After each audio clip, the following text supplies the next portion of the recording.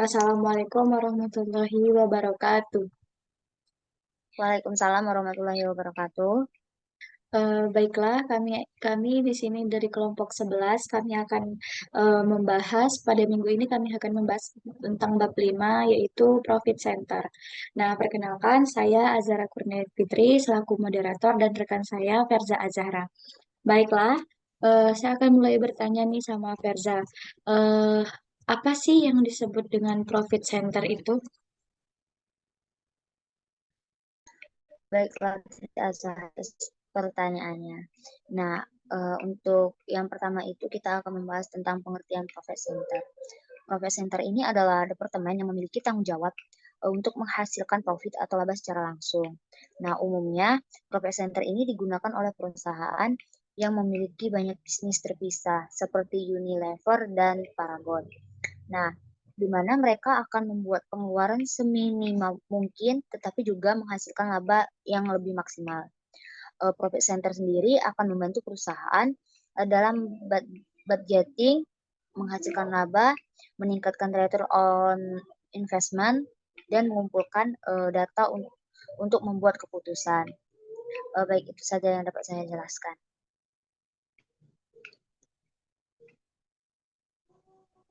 Nah, untuk pertanyaan yang kedua, apa saja sih jenis dari responsibility center?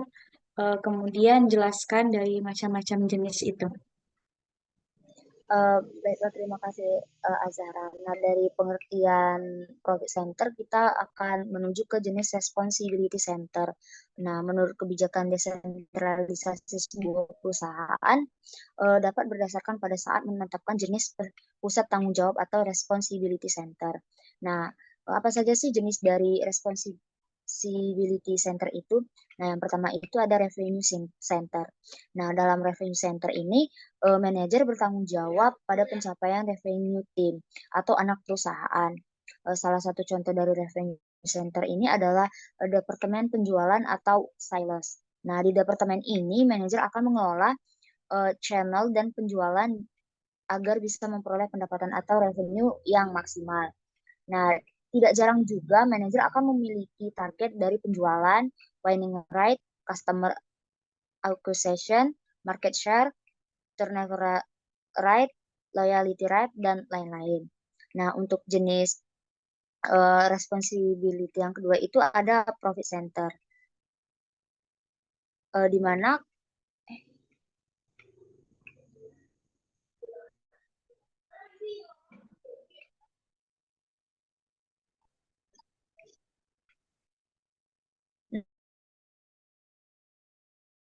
dulu ada profit center.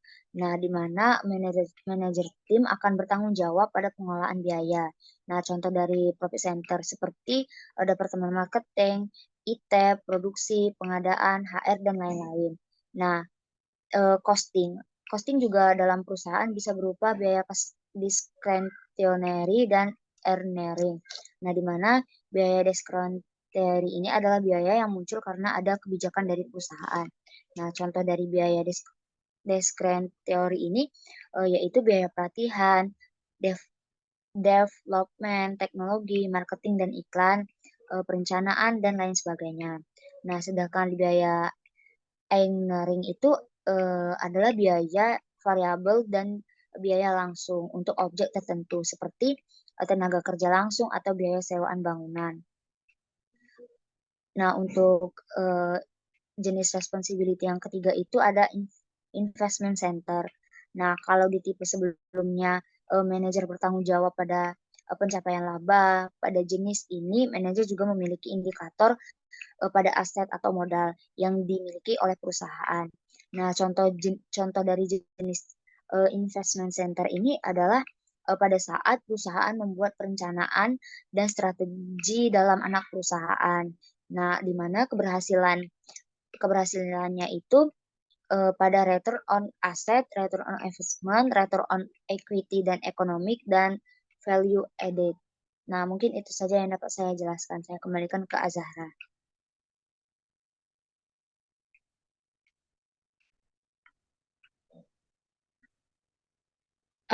Baiklah, itu tadi penjelasan dari Versa, apa saja jenis responsibility center, kemudian juga sudah dijelaskan secara jelas dan terperinci. Nah, untuk pertanyaan selanjutnya, saya akan bertanya nih, apa saja jenis dari profit center itu? Eh, Baiklah, terima kasih Azhara atas pertanyaannya. Nah, dari penjelasan pengertian profit center, masuk juga ke jenis-jenis responsibility center. Nah, sekarang itu masuk ke jenis profit centernya. Nah, profit center sendiri juga bervariasi dalam beberapa independen. Nah, mereka dijalankan dari suatu organisasi. Adapun jenis-jenis dari profit center itu yang pertama adalah departemen dalam organisasi, di mana profit center dapat berupa departemen internal yang menghasilkan pendapatan, termasuk juga dalam departemen dalam organisasi ini ada eh, departemen penjualan. Nah, yang kedua itu ada entitas independen, di mana profit center juga dapat menjadi bisnis terpisah dan berdiri sendiri, yang mendatangkan pendapatan bagi organisasi atau perusahaan. Seperti, adapun contohnya itu seperti bengkel di toko sepeda. Baiklah, itu saja yang dapat saya jelaskan. Saya kembalikan ke Azahra. Terima kasih kepada Verza telah menjawab pertanyaan dari apa saja jenis dari profit center tadi. Nah, untuk pertanyaan selanjutnya, kenapa profit center itu sangat penting? Bisa dijelaskan? Baiklah, terima kasih Azahra atas pertanyaannya. Nah, memasuki juga mengapa sih atau kenapa sih profit center itu penting bagi sebuah perusahaan? Nah, pentingnya itu yang pertama itu untuk pembentukan pusat pertanggungjawaban perusahaan, di mana cost adalah unit atau departemen yang dapat didefinisikan secara jelas dan terpisah dengan serangkaian tanggung jawab, dan juga ada tugas mereka tersendiri. Nah, di mana masing-masing dari mereka secara individual bertanggung jawab kepada manajemen atau untuk kegiatan, pengeluaran, dan hasil mereka. Mereka tidak dapat meneruskan eh, kegagalan mereka ke pusat biaya lain dan memungkinkan untuk diidentifikasi secara terpisah. Oleh karena itu, menjadi mudah bagi manajemen untuk memeriksa atau menganalisis aktivitas setiap profit center secara terpisah. Nah, yang kedua itu untuk peningkatan efisiensi operasional. Nah, sama-sama kita ketahui dikatakan sebelumnya juga bahwa profit center itu memiliki serangkaian tugas dan tanggung jawab mereka sendiri yang direncanakan dan dirancang dengan cermat oleh manajer atau manajemen.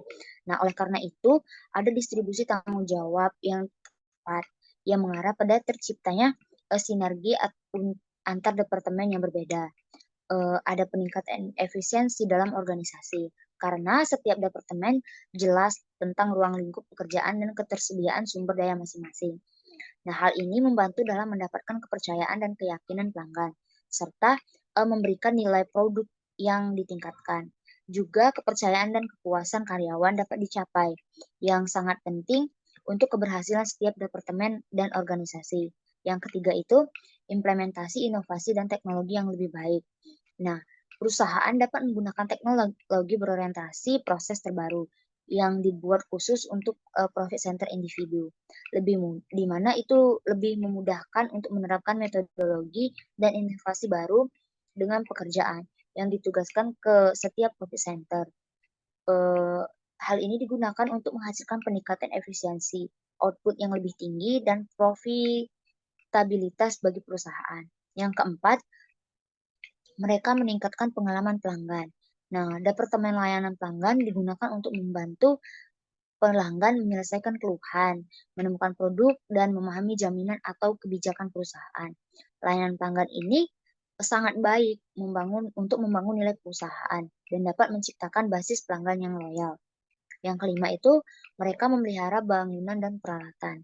Nah, Departemen TI atau Teknologi Informasi itu pekerja pemeliharaan dan staf kebersihan membantu memastikan bahwa semua peralatan perusahaan berjalan dengan benar dan fasilitas bersih dan aman.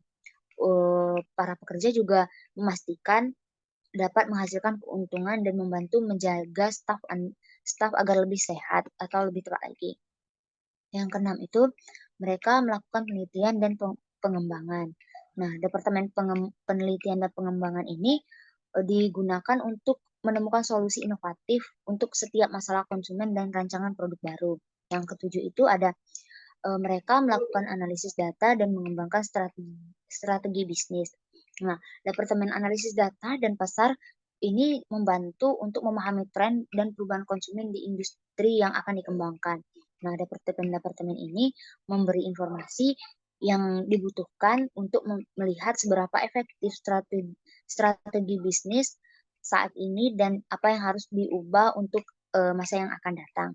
Yang terakhir itu ada mereka mengelola tugas-tugas administratif. Nah, peran ini termasuk peran peran mengelola tugas-tugas administratif ini termasuk staf kantor, sumber daya manusia, dan departemen akuntansi. Nah, mereka memastikan bahwa perusahaan akan mengirimkan laporan dan formulir secara akurat dan mengelola pengajian dan penganggaran dan organisasi di kantor, serta menyelesaikan banyak tugas administratif yang penting lainnya yang ada di dalam perusahaan. Mungkin itu saja yang dapat saya jelaskan. Saya kembalikan ke Azahra. Terima kasih atas jawaban dari pertanyaan kenapa profit center itu sangat penting. Nah, untuk pertanyaan selanjutnya, berikan contoh dari kinerja profit center tersebut. Baiklah, terima kasih Azahra. Nah, untuk lebih memahami lagi tentang pengertian jenis-jenis profit center dan mengapa profit center itu penting, maka kita akan uh, lebih menjelaskan lagi pada contoh kinerja profit center. Hasil kerja profit center ini bisa dengan cara membandingkan rencana anggaran dengan biaya aktual yang sudah dikeluarkan. Di mana contohnya itu produk snack balita membuat anggaran 50 juta untuk biaya operasional dan renovasi toko. Nah, kalau pengeluaran aktual kurang dari 50 juta, berarti toko berjalan dengan baik. Tetapi kalau biayanya melebihi dari 50 juta, profitabilitas bisnis perlu dievaluasi kembali. Nah, contoh profit center yaitu toko souvenir. Di hotel, departemen khusus, di supermarket, lini produk tertentu di perusahaan manufaktur, kafe di rumah sakit, dan lain sebagainya. Nah, profit center pusat pengeluaran. Jika tidak dikelola dengan baik, mereka dapat menjadi menguras sumber daya organisasi yang terbatas. Karena pekerjaan terbesar di departemen yang terpisah, masing-masing dari mereka membutuhkan personel dan menimbulkan biaya overhead. Oleh karena itu, mereka dapat terbukti mahal karena pengeluaran akan meningkatkan dan dengan setiap departemen tambahan. Nah, di sisi lain, jika sebuah perusahaan memiliki untuk bekerja tanpa profit center yang berbeda, maka akan membutuhkan tenaga kerja yang lebih sedikit. Juga di mana juga ada biaya setup dan overhead akan turun lebih jauh. Nah, adapun dari contoh tersebut dampak negatif pada pada efisiensi dan produktivitas profit center. Di mana profit center individu tidak dengan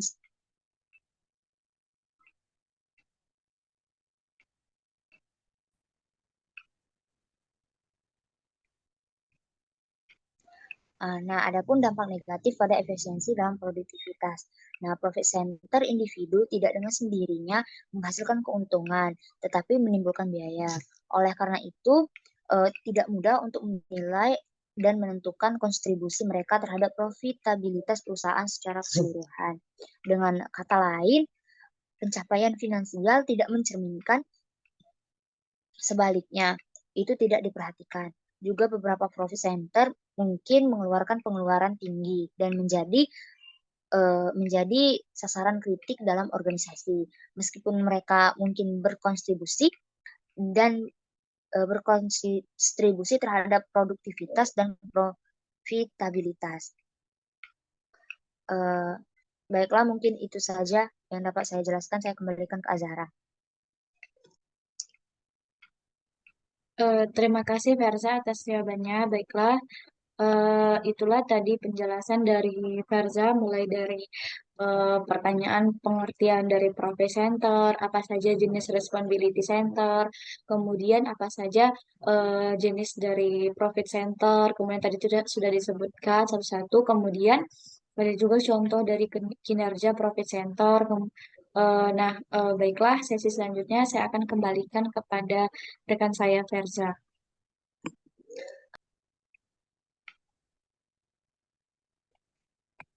Nah, baiklah, untuk sesi selanjutnya itu saya akan bertanya kepada rekan saya Azahra. Nah, pertanyaan saya itu yang pertama, eh, apa sih perbedaan antara cost center dan profit center? Terima kasih kepada Verza telah memberikan pertanyaannya.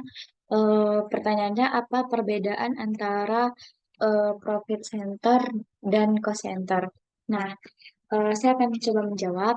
Nah, perusahaan terdiri dari kumpulan unit, divisi, dan bagian yang dikenal sebagai unit operasi. Nah, beberapa unit menghasilkan pendapatan dan keuntungan besar bagi perusahaan. Sementara beberapa unit menghasilkan biaya dan mengeluarkan mengeluarkan biaya yang telah dihasilkan oleh perusahaan tersebut. Nah, namun eh, kedua jenis unit operasi tersebut menghasilkan keuntungan dan sama-sama dapat menghasilkan keuntungan yang baik, baik secara langsung ataupun secara tidak langsung. Nah, eh, untuk profit center seperti divisi penjualan merupakan pusat laba yang bertanggung jawab atas sejumlah besar keuntungan perusahaan. Nah, cost center seperti penelitian dan pengembangan pemasaran layanan, layanan pelanggan, TI, dan pemeliharaan menghasilkan biaya jangka pendek yang besar. Nah, tetapi tanpa departemen ini, perusahaan tidak dapat menghasilkan keuntungan jangka panjang. Nah, maka dari itu, pusat biaya sangat penting untuk kelancaran dan profitabilitas jangka panjang serta kesuksesan bisnis. Nah, cost center atau pusat biaya dan profit center atau disebut juga dengan pusat laba muncul di perusahaan yang terdesentralisasi. Nah, yang mendelegasikan pengambilan keputusan kepada manajer tingkat bawah daripada mengandalkan eksekutif puncak untuk membuat semua keputusan perusahaan. Kedua jenis pusat tersebut mengeluarkan biaya juga untuk mereka beroperasi. Nah, tetapi pusat laba yang menghasilkan pendapatan. Nah, profit center dan cost center bekerja untuk mengurangi biaya tersebut. Nah, di mana pusat biaya fokus pada kesuksesan jangka panjang melalui pendekatan penghematan biaya yang berkelanjutan. Sementara pusat laba lebih peduli dengan menciptakan strategi untuk mendapatkan jangka pendek. Nah, setiap eh,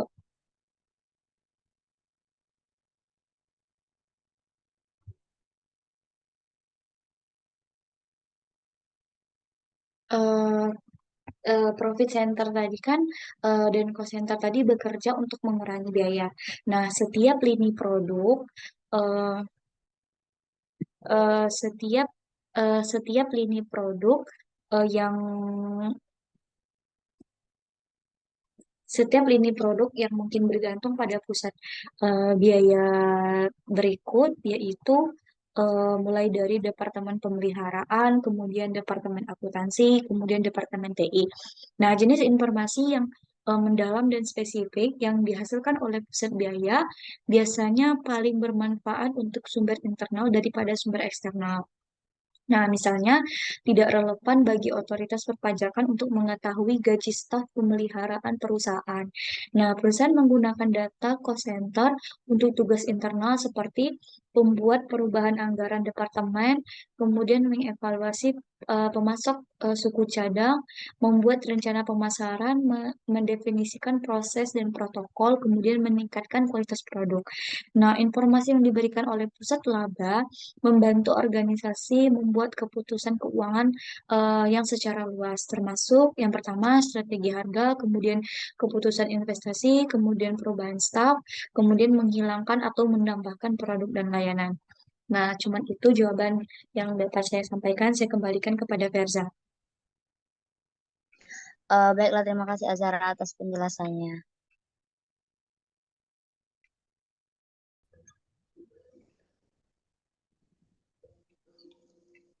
Nah, baiklah. Untuk pertanyaan selanjutnya itu, saya ingin bertanya nih kepada Azahra. Apa sih fungsi dari pusat pertanggungjawaban itu, dan seperti apa sih pusat dari pertanggungjawaban di organisasi sektor publik? Baiklah, saya akan menjawab pertanyaan dari Verza. Apa fungsi dari pusat pertanggungjawaban dan seperti apa pusat pertanggungjawaban ada di ada pada organisasi sektor publik? Nah, tujuan dibuatnya pusat-pusat pertanggungjawaban tersebut adalah yang pertama itu sebagai basis atau perencanaan, pengendalian, kemudian penilaian kinerja manajer dan unit organisasi yang dipimpinnya. Kemudian yang kedua itu untuk memudahkan mencapai tujuan organisasi. Nah, kemudian yang ketiga itu ada memfasilitasi terbentuknya goal congruence. Kemudian yang keempat itu ada mendelegasikan tugas dan wewenang ke unit-unit. Nah, itu tadi tujuan dari tujuan fungsi dari pertanggungjawaban pada organisasi sektor publik. Kemudian saya kembalikan kepada Verza. Baik, terima kasih Azahra atas penjelasannya, sudah sangat jelas ya. Nah, untuk pertanyaan selanjutnya itu, saya ingin bertanya lagi nih kepada Azahra. Mengapa sih diperlukan pusat pertanggungjawaban dalam sebuah perusahaan? Baiklah, saya akan menjawab. Nah, mengapa diperlukan ada pusat pertanggungjawaban dalam sebuah perusahaan? Nah, fungsi dari berbagai pusat pertanggungjawaban ini salah satunya dalam perusahaan adalah untuk mengimplementasikan strategi. Nah, karena setiap organisasi merupakan sekumpulan pusat atau tanggung jawab. Nah, maka jika setiap pusat tanggung jawab telah memenuhi tujuannya, maka cita-cita dari organisasi tersebut juga telah tercapai.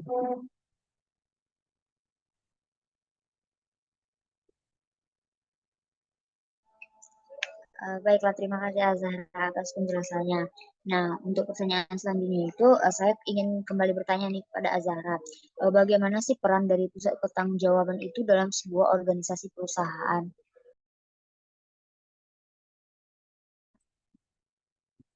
Bagaimana peran dari pusat pertanggungjawaban dalam organisasi. Nah, saya akan coba menjawab. Nah, pusat pertanggungjawaban organisasi mempunyai peran yang sangat penting dalam melakukan perencanaan, baik dalam pengendalian maupun dalam anggaran. Nah, melalui pusat pertanggungjawaban tersebut, anggaran dibuat dan jika telah disahkan, anggaran dikomunikasikan lagi kepada manajer level menengah dan bawahan untuk dilaksanakan dalam pengendalian anggaran tersebut. Baiklah Azahra, terima kasih atas penjelasannya. Nah, untuk pertanyaan terakhir nih yang ingin saya tanyakan kepada Azahra. Apa sih tujuan dibuatnya Profit Center di SAP Controlling? Apa tujuan dibuatnya Profit Center di SAP Controlling? Nah, tujuan pembuatan Profit Center di SAP itu adalah untuk menganalisis pendapatan dan biaya untuk lini produk pabrik dan unit bisnis tertentu. Nah, kemudian kita dapat membuat neraca dan akun laba rugi per pusat labanya. Namun, kita juga harus memperhatikan bahwa menggunakannya sebagai alat untuk tujuan pelaporan internal saja. Hanya itu jawaban yang dapat saya sampaikan. Kemudian saya kembalikan kepada rekan saya, Verza. Baiklah Azahra atas penjelasannya. Sudah sangat jelas ya apa yang telah dijelaskan oleh Azahra tadi.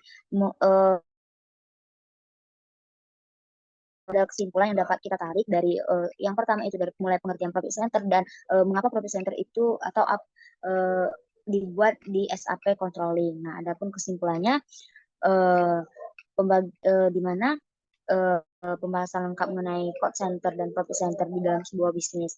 Nah, pembagian dan perhitungan laba rugi terpisah dari berbagai departemen, proyek, dan kegiatan bisnis, di mana harus dikelola dengan hati-hati untuk memastikan bahwa kegiatan penjualan menghasilkan lebih banyak pendapatan daripada pengeluaran dari setiap departemen, proyek, atau unit bisnis yang ada di dalam perusahaan. Nah, untuk menciptakan dan menghitung laba rugi itu agar terpisah dalam sebuah perusahaan juga memungkinkan manajemen untuk mengevaluasi profitabilitas setiap departemen, di mana departemen, proyek, atau kegiatan bisnis secara terpisah. Untuk memudahkan penghitungan ini, kita dapat melakukannya dengan melihat eh, eh, profit center atau laba yang didapat oleh perusahaan. Nah, untuk kesimpulan yang kedua itu dari eh, apa perbedaan antara cost center dan profit center, di mana cost center itu atau pusat biaya itu muncul di perusahaan yang terindustrialisasi yang mendelegasikan pengambilan keputusan kepada manajer tingkat bawahan daripada mengandalkan eksekutif puncak untuk membuat semua keputusan perusahaan. Nah, adapun jenis informasi mendalam dan signifikan dari perbedaan antara cost center dan profit center tadi adalah pusat biaya biasanya paling bermanfaat untuk sumber internal daripada sumber eksternal. Misalnya tidak relevan bagi otoritas perpajakan atau mengetahui gaji staf pemeliharaan perusahaan. Dan juga ada tadi peran dan pusat pertanggungjawaban dalam organisasi, di mana untuk melakukan perencanaan pengendalian anggaran itu melalui pusat pertanggungjawaban uh, yang memiliki peran sangat penting dalam melakukan perencanaannya. Mungkin itu saja penjelasan yang dapat kami jelaskan tentang materi tentang profit center dan cost center. Apabila ada salah kata, baik yang tidak disengaja ataupun disengaja dari saya dan rekan saya Azahra, kami mohon maaf. Mungkin itu saja yang dapat kami jelaskan. Kami akhiri. Wassalamualaikum warahmatullahi wabarakatuh. Waalaikumsalam warahmatullahi wabarakatuh.